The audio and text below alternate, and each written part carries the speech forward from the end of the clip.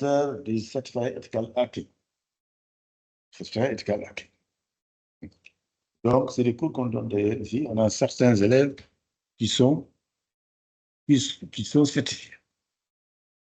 Voilà. Et là, il y a les formations continues de l'école qu'on n'a pas réellement terminées et commencé. Et là, on aurait bien souhaité faire cybersécurité, intelligence artificielle, cloud computing, big data, ingénierie du logiciel, ici, à l'école, nos propres cours qu'on n'a pas encore démarré. Vous m'excusez, j'ai été un peu long, je vais donner la main à M. Sadio, vous allez le découvrir. M. Sadio, c'est une valeur sûre. M. Sadio, vous avez la main.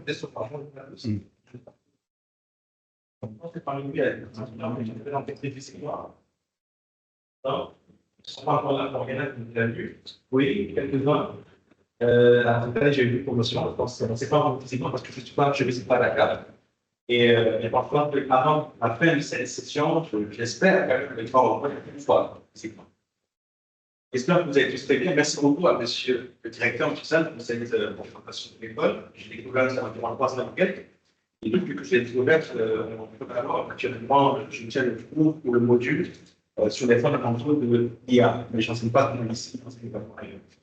Alors, aujourd'hui, on va parler d'un sujet qui passionne de manière systématique tout le monde. En réalité, nous sommes en train de vivre aujourd'hui une révolution. D'accord? Nous sommes en train de vivre aujourd'hui une véritable révolution. Et cette révolution a, en un clin d'œil, si je peux dire ainsi, bouleversé nos habitudes, nos coutumes de travail, nos jobs, notre quotidien a été profondément bouleversé et en réalité, tout le monde parle de ChatGPT. Même les gens qui n'ont jamais touché à l'informatique, ils disent, mais j'ai compris de ChatGPT. C'est quoi ChatGPT? Certains savent ce que c'est. Beaucoup d'entre nous, les gens ne savent pas. Et quand on prête attention à cette dynamique, à cette mouvance, à cette euphorie autour de la question, on pourrait être amené à penser que c'est une nouvelle technologie. C'est vraiment nouveau, quoi. C'est quelque chose qui vient juste de paraître. En réalité, non. Pourquoi? Parce que l'intelligence artificielle a connu ses balbutiements depuis les années 40. Pour être plus précis, en 1943. 1943 est l'année où, pour la première fois, dans un article scientifique écrit par Warren McCulloch et Walter Fritz, le groupe de mots neurones artificiels a été écrit. Donc, pour la première fois,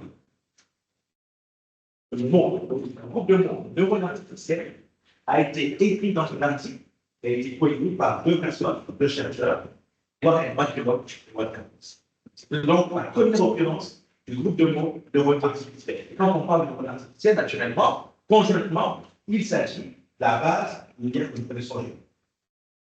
Quelques années plus tard, c'est-à-dire en 1950, juste après la guerre, le mathématicien anglais, logicien, appelé Alan Turing, pense, réfléchit et conçoit un test. Un test dans lequel, d'après lui, un test qui permettrait de déterminer le degré d'intelligence d'une machine. Autrement dit, de savoir, de dire qu'une machine, quelle machine, est intelligente ou pas. Alors, intelligente, je laisse en théorie, on va y revenir plus tard. Alors, c'est quoi ce test qu'on appelle le test de Turing d'ailleurs? Le test de Turing, en fait, est un test dans lequel, dans une salle, comme celle-ci, scindée en 3 compartiments, se trouvent 3 entités. Aucune de ces entités-là ne sait qui se cache derrière les autres cloisons. Une salle, une grande salle, cloisonnée en 3 compartiments. D'accord? Dans laquelle se trouvent 3 entités. Et ces 3 entités sont invitées à communiquer entre elles, à échanger, à discuter d'un sujet. On est écrit avec un clavier. Et je répète, personne, aucune de ces entités ne sait qui est derrière ou qui est au niveau de. Qui sont séparés par les autres compartiments. Alors, Alan Turing dit ceci. Sera considérée comme intelligente une machine qui, dans ces conditions, à part ces tests, serait capable de duper les 2 autres humains. Parce qu'en réalité, parmi ces 3 entités-là, il y a une entité qui est non humaine et qui est une machine. Donc, une machine serait intelligente si, dans ces conditions-là, dans ce test de Turing, elle serait capable de duper ou de faire croire aux autres entités qui êtes humaines que elle, machine, est aussi humaine. C'était en 1950. On appelle ça le test de Turing. Quelques années plus tard, en 1956, pour la première fois, lors de la conférence d'Arthur College, alors je précise, le Dartmouth College, c'est une conférence, les conférences qu'on tenait à l'époque dans le Dartmouth College, c'était des conférences scientifiques de très haut niveau, avec les plus grands scientifiques du monde entier. C'était en fait une sorte de référence, une sorte de mec de la science, s'il vous plaît. La mec, je parle de mec de sécurité. Voilà. Et donc, en 1956, donc, lors de cette fameuse conférence du Dartmouth College, il y a eu une sorte de révélation. John McCarthy. Et moi, il me dit qu'il est mentionné. Qu'est-ce qui s'est passé? Après une longue discussion, après les conférences, des échanges, des panels, il a été déterminé, arrêté à l'unanimité pour la première fois que l'intelligence artificielle serait désormais un domaine de recherche scientifique digne de ce nom. C'était en 1956. Lors de la conférence. Et c'est là que c'est parti. C'est là réellement que l'IA, communément, c'est-à-dire l'intelligence artificielle, a été identifiée comme étant un domaine de recherche scientifique valable. Et dès lors, les pays tels que les USA, les États-Unis, ont commencé à investir des milliards de dollars dans des recherches destinées à faire progresser cette nouvelle discipline qui était en fait l'IA. Alors, on peut le dire, l'IA ou les recherches de l'IA, liées à certaines espaces pas mal. Comme ça, les périodes qu'on appelle des périodes des hivers de l'IA. 70-80, ça reste au stade de durant cette période-là, les chercheurs sont en fait, voilà, ils sont un peu cassés la figure parce qu'ils arrivent toujours à ne pas influencer ça parce qu'il y avait des choses, des ressources matérielles que ils n'avaient pas encore, donc maintenant, ils n'avaient pas encore le monopole, même dans il faudrait dire, avant de continuer, c'est que, ce que je voudrais dire, c'est que l'IA a connu, donc, comme je vous disais tout à l'heure, différents paradigmes. Alors, au départ, l'IA avait pour but, pour objectif, de modéliser la connaissance et de modéliser également mathématiquement le processus, si vous voulez, le processus d'acquisition de la connaissance. La mesure de cette connaissance également. Donc, identifier, modéliser, d'accord, représenter, mais aussi la mesurer. C'est quelque chose comme c'est parce que aujourd'hui, le processus d'acquisition de connaissance est un processus qui est assez complexe et même de chercher de répliquer. C'est encore les aspects de ce processus. Quelques temps plus tard, l'autre paradigme, c'était quoi? C'était le principe qu'on appelle les principes à base de connaissance, les systèmes à base de connaissance. On appelle les systèmes experts en ligne. Et avec ces systèmes experts, comment j'ai découvert l'IA en début 2000. Ça n'avait rien à voir avec ce qui se passe aujourd'hui. Pourquoi? Parce que simplement, dans les systèmes externes, il y avait donc une base de connaissances avec un modèle d'inférence qui devait en fait inférer sur un ensemble de connaissances, mais avec une structuration de décision qu'on appelle l'algorithme de manière arborescente. Je prends un exemple.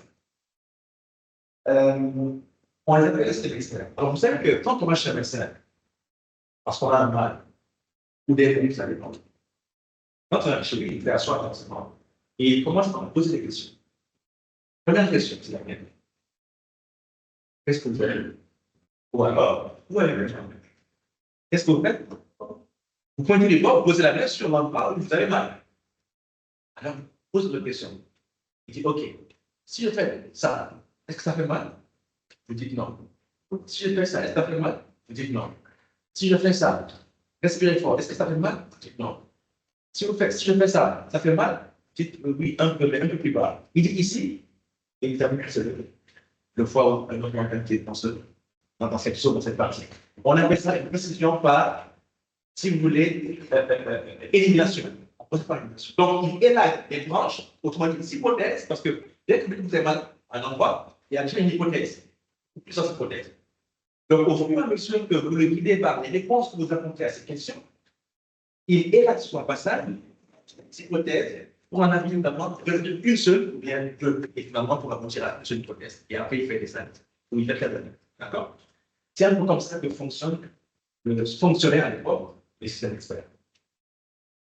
Mais le problème, c'était quoi? c'est que chaque fois qu'il fallait quitter d'un domaine d'expertise à un autre, il fallait revoir clairement tous les algorithmes. Et ça, c'était compliqué. Déjà, rien qu'en médecine, il y a, je ne sais pas combien, mais il doit y avoir des dizaines de spécialisations. Donc, imaginez, c'est assez complexe quand même. Donc, imaginez que chaque fois qu'il fallait quitter ou changer de domaine de spécialisation dans ça, ailleurs, il fallait chaque fois reprendre les algorithmes assez complexes, reconstituer, si vous voulez, la base de connaissances et monter en référence, etc. C'est compliqué. Et là, il y a des détracteurs, c'est ceux qui disaient un peu les chercheurs à l'époque, ils avaient une objection qui était quand même assez, à l'époque, imparable. C'est ceci. Peut-on qualifier d'intelligent un agent qui n'est pas capable d'apprendre par lui-même? Connaissons-le, c'est quand même assez poignant comme objection. Parce qu'effectivement, du point de vue humain, l'intelligence, quelque part, elle est mesurée par la capacité qu'a un individu à acquérir la connaissance par soi-même. Et ça manquait fortement à l'époque du système externe. Donc, Bill, on tombe encore sur une impasse. Quelle est la réponse? Après 10 ans ou un peu plus de temps, on tombe en 2010. 2012, il y a une chose extraordinaire, c'est que l'équipe va poser cette émission à bon, peut-être je vais m'approcher de oui. En fait, mon micro ne passe pas très bien. Bon, essayez. Si on peut juste le tourner comme ça. Oui.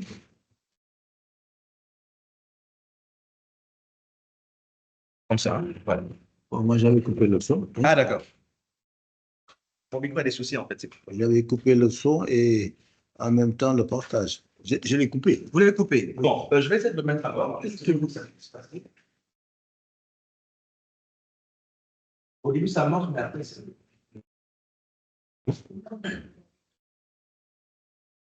Je sais ce que je veux. Alors,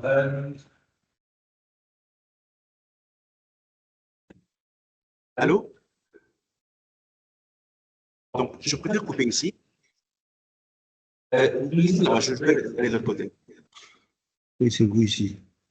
C'est bon, je vais parler ici, c'est bien. Si vous voulez. Oui. Je ne sais pas si. Allô, vous m'entendez? Vous entendez? Je pense que c'est bon là. Non, je pense que j'avais coupé. Oui. C'est bon? OK. Alors, je disais, bon, je reste de ça. Donc, je disais que ce qui manquait fortement à l'époque au système expert, c'était la capacité d'apprendre par eux-mêmes. Et concrètement, c'était l'une des objections qu'avançaient les acteurs de l'IA à l'époque. Ils disaient, on ne peut pas qualifier d'intelligent un agent, une entité qui est incapable d'apprendre par elle-même. Parce qu'avec le système expert, il fallait récolter, recueillir des données d'information, les mettre au niveau d'une base, etc. Et puis prendre une décision grâce à votre référence sur ces données. Donc, il n'y avait rien d'évolutif en fait. Tout était là, stocké, là, on dans un magasin, on stocke des choses, on ne peut rien ajouter. C'est pas comme ça.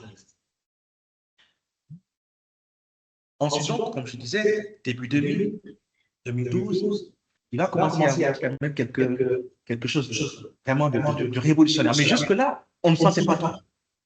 Tout à l'heure, il a montré le slide, il avait Dan Becker, qui est le directeur IA de Meta, si vous voulez, de Facebook.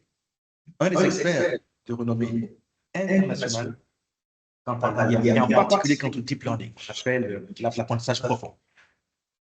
Et donc, ce qui a eu durant ces années-là, c'est que pour la première fois, les machines ont été capables de reconnaître des images.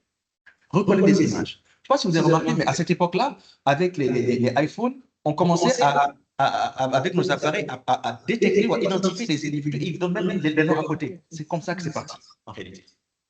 Allô, bonjour. En 2018, donc, il y avait eu une nouvelle apparition, on va dire un nouveau paradigme de l'IA. Mais jusque-là, c'était encore assez fermé dans le cercle des scientifiques, de chercheurs.